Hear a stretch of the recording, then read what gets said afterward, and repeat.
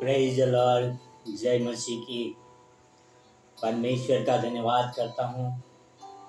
परमेश्वर ने एक और मौका दिया कि उनके वचनों को आपके सामने लेके आ सकूं। भाई और बहनों और मित्रों, हम बात कर रहे हैं उपवास के बारे में और किस तरह से मैंने कल बातें किया। उपवास लोग कैसे करते हैं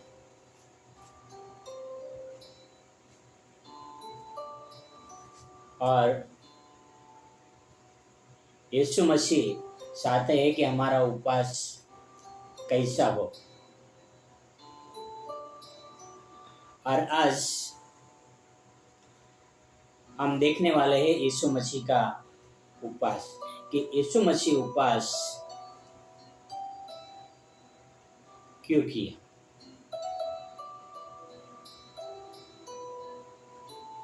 हम 3 गोस्पेल से देखने वाले हैं, मैथ्यू, मार्क एंड लूक। मत्ती, मरकुस और लूका। हम पहला पढ़ेंगे मत्ती 4 में 1 से लेकर 2 तक। Matthew 4 verse 1 and 2। यहाँ पर लिखा है, तब उस समय पवित्र आत्मा यीशु को एकांत में ले गया ताकि शैतान से उसकी परीक्षा हो। वह 40 दिन और 40 रात निराहार रहा। तब उसे भूख लगी। भाई और बहन और मित्रों,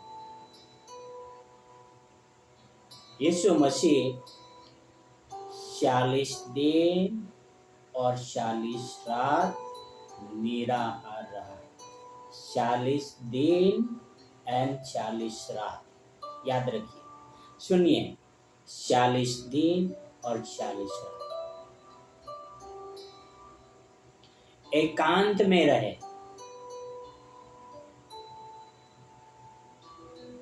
यीशु मसीह जब उपवास किया तो क्या किया? एकांत में रहे। आगे हम मरकुस में पढ़ने वाले हैं, मार्क में 1 में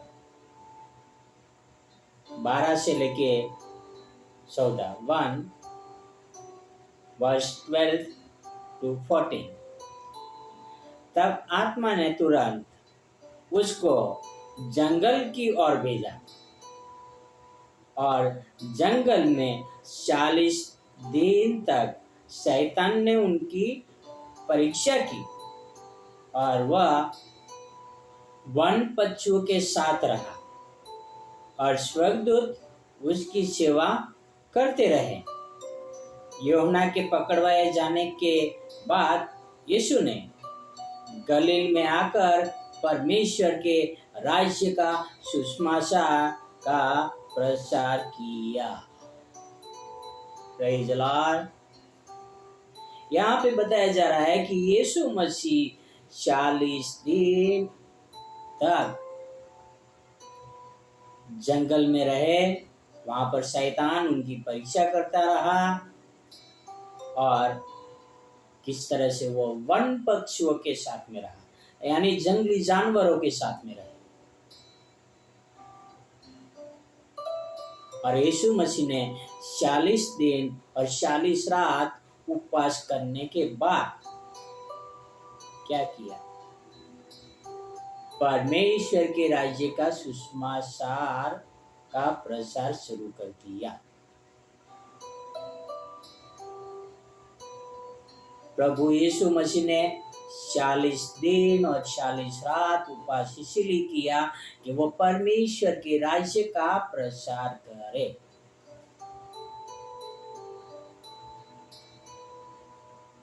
यीशु मसीह ने यहाँ पर डाइट नहीं किया, यीशु मसीह ने यहाँ पर उपवास किया।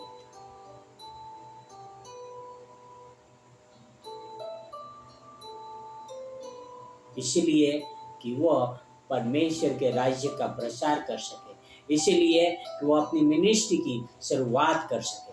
और यहाँ पर यीशु मसीह उपवास पूरा करके जब बाहर आते हैं तो वो परमेश्वर के राज्य का सुसमाचार फैलाने का काम करते हैं। आगे हम देखेंगे लूका 4 में 1 और 2 और 13 और 14। Luke 4 1 and 2 13 and 14। यहाँ पे क्या लिखा है? फिर यीशु पवित्र आत्मा से भरा हुआ यरदन से लौटा, आत्मा की अगुवाई से जंगल में फिरता रहा और 40 दिन तक शैतान उसकी परीक्षा करता रहा। उन दिनों में उसने कुछ न खाया और जब वे दिन पूरे हो गए तो उसे भूख लगी। तब शैतान सब परीक्षा कर चुका, तब कुछ समय के लिए उसके पास से चला गया।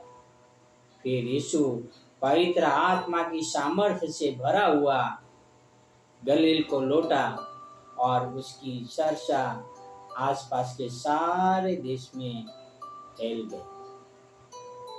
भाई और बहनों और मित्रों, इस तरह से हमारे प्रभु यीशु मसीह ने 40 दिन और 40 रात उपवास किए। उन्होंने उपवास परमेश्वर के राज्य के सुसमाचार फैलाने के लिए। उन्होंने शाम को खाना नहीं खाया, पूरी तरह से निराहार रहे। और हम लोग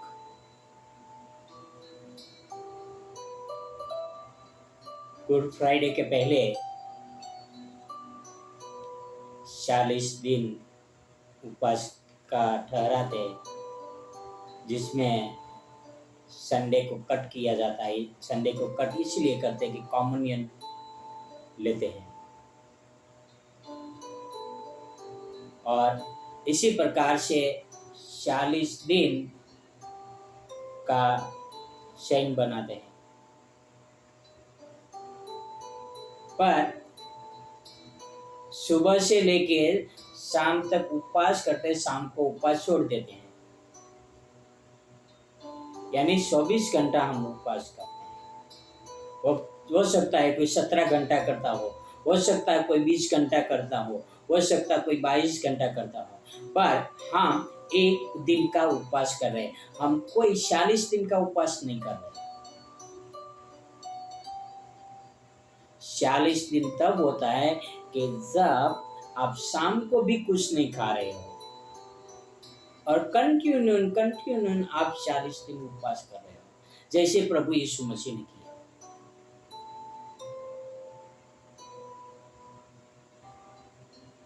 भाई और बहनों और मित्रों, यीशु मसीह ने यह नहीं कहा कि तुम 40 दिन का उपवास करो।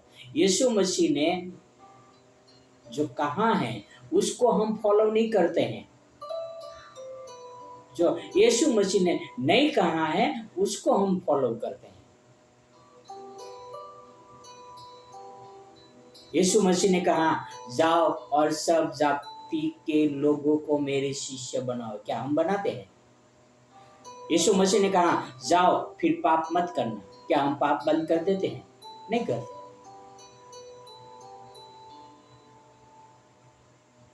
पर हम उपवास दिखाने के लिए करते हैं। अजीब की बात है कि मैं एक व्यक्ति से मिला था जो 40 दिन के उपवास अक्सर किया करते हैं, अभी उसका मकसद क्या मालूम? वेट रिड्यूस करने का, यानी वजन कम करने के लिए उपवास करते हैं 40 दिन का।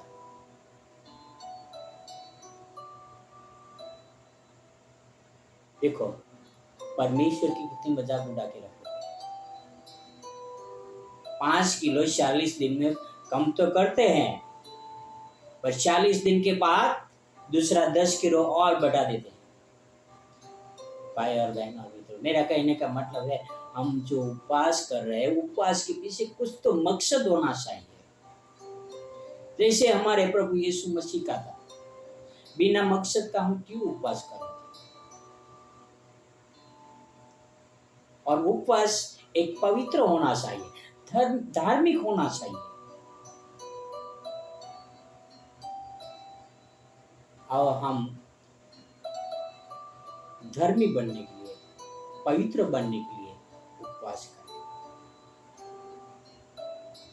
मिनिस्ट्री की शुरुआत करने के लिए उपवास करें, मिनिस्ट्री के लिए बढ़िया करने के लिए उपवास करें, दिखाने के लिए नहीं, परमेश्वर की महिमा के लिए।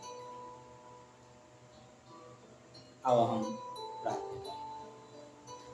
हे हमारे महान और पवित्र परमेश्वर पिता, धन्यवाद करता हूँ आपके वचनों के लिए, आपके प्रेम के लिए, आपके अनुग्रह के लिए पिता। शुक्रगुजार हो, आपने हमसे प्रेम किया पिता, हमारे साथ रहना ताकि हम आपके वचनों में बने रहे और आपकी आज्ञाओं का पालन कर सकें। धन्यवाद यीशु मसीह के लिए और आपके पवित्र वचनों के लिए पिता। आपसे प्रार्थना, आपसे विनती करता हूँ, हमें हर बुराई से बचाए रखना पिता, और हर अधर्म से बचाए रखना। हम आपके सामने सही बन सके पिता, हमारा आपके साथ रिश्ता सही हो सके पिता, हमारा उपवास करने का मकसद क्या है पिता, वो हम समझ सके पिता, हम आपके प्रेम को समझ सके पिता। धन्यवाद यीशु मसीह के लिए, आपके प्रेम के लिए पिता। ये सारी प्रार्थना मेरे उद्धार करता, प्रभुओं का प्रभु, राजाओं का राजा यीशु मसीह के नाम से करता हूँ। आमीन, आमीन, आमीन। God bless you.